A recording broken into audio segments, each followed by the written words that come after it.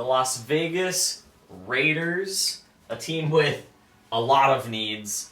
They took Henry Ruggs last year, who was good, not great, but I don't think they're going to dip into the wide receiver another time. They're going to look to beef up their defense as a bunch of the defensive players start to go now after a bunch of offense at the beginning. They're going to go, like the Minnesota Vikings, best defensive back on the board. Defensive back, personally, I think, is underrated in this draft. Caleb Farley. Ooh, that's a good one. He has some injury concerns, which is why he slid to 17, but it's not as risky as if the Cowboys or the Giants or the Eagles or somebody up there had taken him. At 17, you can take a shot at a guy who was the best corner in the draft. Fantastic athlete, great makeup speed, great build, and if he doesn't have those injury concerns about his back, he's the top guy in this draft. All right, I get to draft for the Miami Dolphins a second time. They already took their wide receiver with Jamar Chase, and now they're going to address another need at edge rusher. They're going to go Kwity Paye. Is that how you say it? Yeah, nailed it. Nice. This guy, 6'4", like 3,000 pounds. He's a beast. I mean, oh my gosh, his speed is off the charts. The way he can just get around people, absurd. Definitely the best edge rusher in the loaded draft class full of edge rushers, and the Dolphins are going to be happy with this pick. Again, another NFC East team. I don't know why I have to draft for all these no one likes NFC East teams. I forgot to draft for the only good NFC East team. But anyway, number 19 overall, the Washington football team selects Trevor Moehrig. Trevon. I can't read my own handwriting. Trevon Moehrig. I think that the Washington football team, while they made it to the playoffs last season, they ultimately struggled. I think they had a lot of quarterback struggles. Most of all, I think their defense was kind of what drug them down, especially against that game against the Buccaneers at the end there. So I think taking defensive player, safety, Trevon Moehrig, is going to be their best bet. He's really underrated. He's fast, and he can cover guys like no one else can. All right, the Chicago Bears are in a really just depressing spot because they need a quarterback.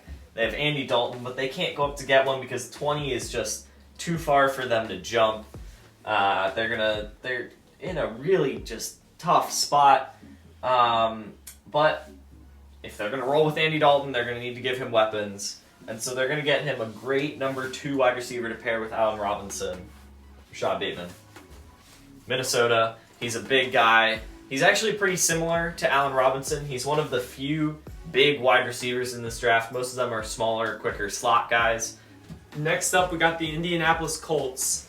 They also need an edge rusher, and this class is loaded with edge rushers. So I'm going to do them a favor and draft them an edge rusher. We're going Jalen with an E, 2 E's, Phillips.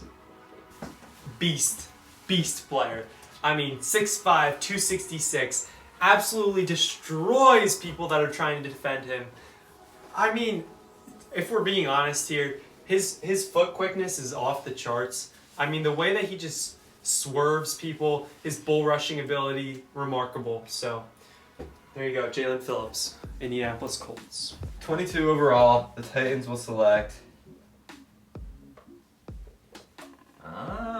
Interesting. They will take Elijah Moore, wide receiver out of Ole Miss. They pair him with the other Ole Miss guy, A.J. Brown. Yeah, exactly. This guy, he racked in over 1,200 yards last season in just 8 games. So this guy, he's well underrated in the wide receiver game. I think he's going to be great, and he's going to pair well with A.J. Brown and catch a lot of passes. All right, next we have the Jets making their second pick of the draft. Just kidding, Elijah Moore just went off the board. There's a bunch of teams here in the last 8 picks of the draft, the good teams that could use a second wide receiver. The Ravens, the Saints, the Packers. The Packers see this, get a little nervous that the Browns and the Ravens and the Saints are ahead of them. The Packers are going to jump up, trade up with the Jets. So the Green Bay Packers are now selecting at 23. And they get a fantastic number 2 to pair with Devontae Adams, the explosive slot receiver, similar to Elijah Moore, really. They get Rondale Moore. I like that pick. The safer pick here is probably Terrace Marshall, but I just think Rondale Moore fits their needs better. They don't really have a great slot guy. I think he matches up a lot better in the Packers offense. A bit of a risky pick. His best season was his freshman year, which was a while ago, but you can't deny his amazing athleticism. He's short, but everything else about him is just ridiculous. The Steelers select next, and they don't really have a giant need at wide receiver, so they're not too mad about that trade that just happened. They're just going to address one of their needs and play it safe. They're going Elijah Vera Tucker. Elijah Vera Tucker. This kid. Position in college. What'd you say? Oh, yeah. I don't think people know who that is. Yeah. He is an offensive lineman, OL, and went to USC, right? He just destroyed. He gave up, I think, like 2 sacks the entire year. Nobody was getting by him. His upper body strength and leg strength is just remarkable. I think he would completely knock me out in the fight. He's also 170 pounds more than me, so he's very legit. Back on the board, I picked for them over number 1 overall. No, I'm picking for them number 25 overall. And with the 25th overall pick, they will take. Ooh. Jason. Oh, wait, that's not an H. You just wrote Owen. No, it was Owe. This guy, edge rusher, as Parker talked about, there's a lot of edge rushers coming out of, a lot of great edge rushers coming into this draft, and he's one of them out of Penn State. Jason Owe out of Penn State. This guy is like 230 and he's running insanely fast 40 times. I mean, he's a freak athlete. He's way underrated when it comes to edge rushers, and he probably should have been picked sooner, but since he fell, Jacksonville Jaguars are going to take him at 25. All right, the Cleveland Browns, an already loaded team. As we already know, I should probably stand on this side so that you guys can see this side of the board now. Cleveland Browns are loaded. Not really many areas of need, so they're just going to take the best available player. I'm not even going to try to pronounce his name. We're going to call him J.O.K., linebacker, Notre Dame. I'm not even sure if I'm spelling this right, but that guy. Notre Dame linebacker, great athlete. He's able to cover wide receivers as well as running backs, defend the run, blitz. He can do it all. Very versatile guy. Just a fantastic athlete. The type of guy you want as your linebacker. He can cover the Mark Andrews, the Travis Kelce, but he can also take down the running back when you need him to. The Browns beef up an already improved defense, and they're ready to make a Super Bowl run. That was not So, necessary. That ending, we can cut that out. We got the Ravens, right? They also need an edge rusher, and like I said before, this class is loaded of edge rushers. So we are going to pick Aziz, the most off the charts name in the draft, Ojulari. You wrote a Zeke. Aziz Ojulari, edge rusher, out of University of Virginia, Georgia. Georgia produces very good edge rushers, so Aziz is going to be an absolute beast, and I love this pick. That's my first pick of yours that I disagree with. I think their defensive line isn't terrible. They need a wide receiver so bad. No, there's no good wide receivers to pick right now. Terrace Marshall. No, he's not good enough. Speak of the devil. There you go. That's a great pick for the Saints. To pair with Michael Thomas, help out James Winston. Yeah. New Orleans Saints picking 28 overall, Terrace Marshall. I think that they need a wide receiver to go along with Slant Boy himself. He's not running deep anymore. We all know that. I'll stand over here. This guy, while his body type is skinny, he is way underrated, having one of the best catch radiuses. I mean, he's going to catch so many passes to pair along with Michael Thomas, who will run the slants, he'll run the deep routes. Jameis Winston and Taysom Hill are going to be throwing him all the time.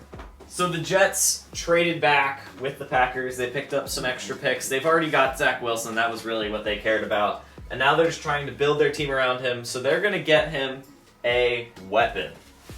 Tight end out of Penn State. We're going with a lot of Penn State picks now. We're going to see if I can spell this right. Pat Fryermuth, Penn State. Again, we've got, I think that's our third one. A lot of Penn State. But a tight end is always a useful asset for a young quarterback. Zach Wilson is going to have this nice giant guy in the middle of the field to throw to. People call him Baby Gronk. I don't know if he's that good, but he's going to be good enough. Just an overall tight end. He's able to block. He's able to catch passes. He's able to run routes. Kyle Pitts is obviously the best tight end because he's like a tight end wide receiver hybrid. Pat is your prototypical tight end. Throughout the draft, the teams that I've been drafting for have just addressed their needs, and I'm going to do that once again with the Buffalo Bills. They are in desperate need of a cornerback, and I will provide that to them with Asante Samuel Jr. Samuel Jr. That's really bad handwriting, but you get my point. He's coming out of Florida State University. They produce amazing athletes who are always underrated. I'm just talking about guys who are just completely off the charts in every single category. Their ability to cook on the field and clean in the house is what makes them amazing. Therefore, Buffalo Bills. Thank you. Oh, man. Number 31 overall, the Kansas City Chiefs are going to take. Ooh, that's an interesting one. Interesting pick, I see. Walker Little. Yes, Walker Little is not very little. 6'7", over 300 pounds. This guy is a beast. He is a massive guy, and while not having played many games since 2018, I think he is going to dominate on the field with his insane athleticism, his size combined. I think the Chiefs are going to mold him into an insane offensive lineman. All right, the Tampa Bay Buccaneers, the reigning Super Bowl champs who brought back literally everyone from their starting lineup. Really not many needs here, so they're just going to go with the best player available on the board, another defensive back out of Northwestern, or North as Luke likes to call it. Greg Newsome, the second. I don't know what it is with defensive backs in this draft being called the second and junior, but it is. Greg Newsome, a great athlete at corner, one of the more underrated defensive backs in this draft. The Bucs don't have a lot of needs, but corner is one of the areas where they're less great, so they just take the best available guy. And that's the mock draft. I just realized that's it. This is the mock draft 2021. I believe when this comes out, the draft will be 1 day away. So, here you go. These are our picks. We have an actual big board, therefore these are better picks than anybody who claims they have a big board but doesn't literally have a big board. We'll keep track of how many we get right, I guess. Let us know your thoughts. What were the good picks? What were the bad picks? Yeah. Thanks for watching, guys. Like, subscribe, comment. See ya. We will get them all right.